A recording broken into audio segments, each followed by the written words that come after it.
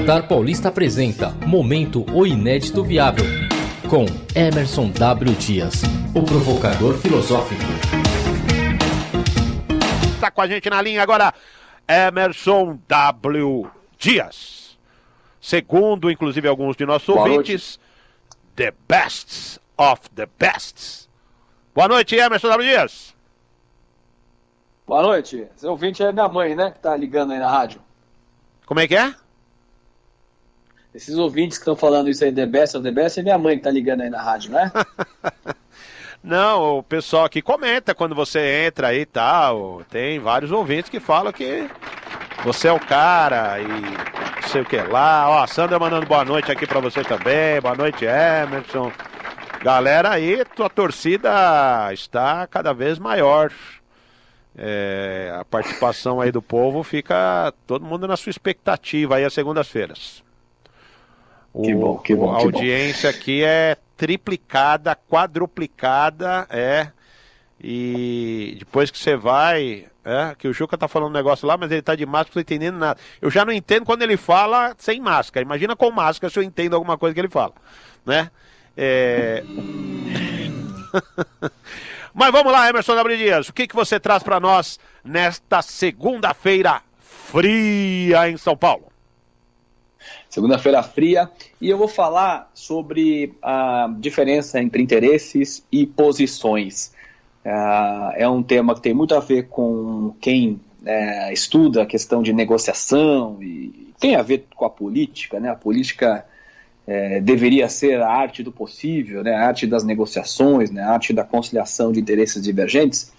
E a política é importante que se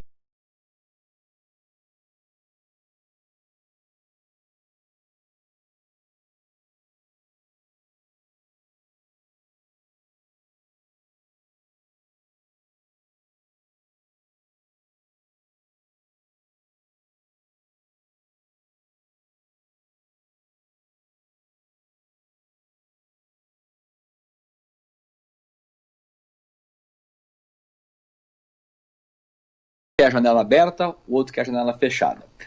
Uma terceira pessoa pergunta ao primeiro homem por que ele quer a janela aberta. E ele responde, para entrar ar fresco. Depois repete a pergunta ao segundo homem e ele diz, para evitar a corrente de ar.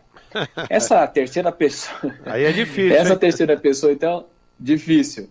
Essa pessoa, então, ela abre a janela da sala ao lado, deixando entrar de forma contínua o ar fresco sem a corrente de ar, né? Então, essa é a diferença, né, de quando você mantém os interesses em discussão e não as posições. Porque quando você mantém os interesses abertos e não as posições, a chance de uma negociação, de um sucesso, ela aumenta, né? Porque quando eu foco na posição, eu estou querendo a janela aberta, né? Uhum. E o outro quer a janela fechada. Mas quando eu pergunto o porquê dessa janela aberta e janela fechada, na realidade é porque um quer o ar fresco e o outro não quer a corrente de ar. Então, quer dizer, o interesse não necessariamente ele está marcado pela posição. Uhum. E aí, quando você dá a voz, né, a entender os interesses das pessoas e não das posições, você acaba ampliando o diálogo e certamente você consegue caminhar para uma negociação e para atendimento dos interesses, né? Porque hoje é muito, né, direita, esquerda, mas você acaba não discutindo o problema em si, né? O problema é desigualdade, o problema é falta de trabalho, o problema é falta de educação, o problema né? A gente foca muito nas posições que nós tomamos em relação aos problemas e acabamos não discutindo definitivamente o problema, né? Que é o atendimento do interesse, né? Acho que todo mundo quer um país mais justo, mais próspero, né? Mais amigável, exceto alguns, né? Alguns não querem mesmo, alguns querem um país cada vez mais exclusivo, né? Questões aí de xenofobia e tudo mais. Mas na grande maioria das pessoas, elas têm interesse no desenvolvimento, né? Na justiça e tudo isso. E aí acaba se perdendo a oportunidade, porque ao invés de se discutir o interesse, acaba se focando nas posições. E ao discutir posições e não interesses, no fundo, a coisa acaba só se polarizando cada vez mais e não surge, né, soluções possíveis destes diálogos. Sem dúvida. Esse negócio de posição, marcar posição, né? Eu acho que tem muito a ver com o ego das pessoas também, né? O ego, né? Ninguém quer perder nada, ninguém quer abrir mão de nada, todo mundo tá certo. Agora todo mundo tá certo, não tem mais. Você pode ver que não tem ninguém mais errado, né? Se você vê um post de alguém e você questionar esse post, você tá praticamente pedindo uma guerra mundial com essa pessoa, porque você vai ser. Se você não for excluído imediatamente, você vai ser xingado, ofendido, sua família será colocada abaixo de qualquer coisa negativa que exista nesse mundo. Então tá todo mundo certo, né? Nós entramos numa situação que realmente...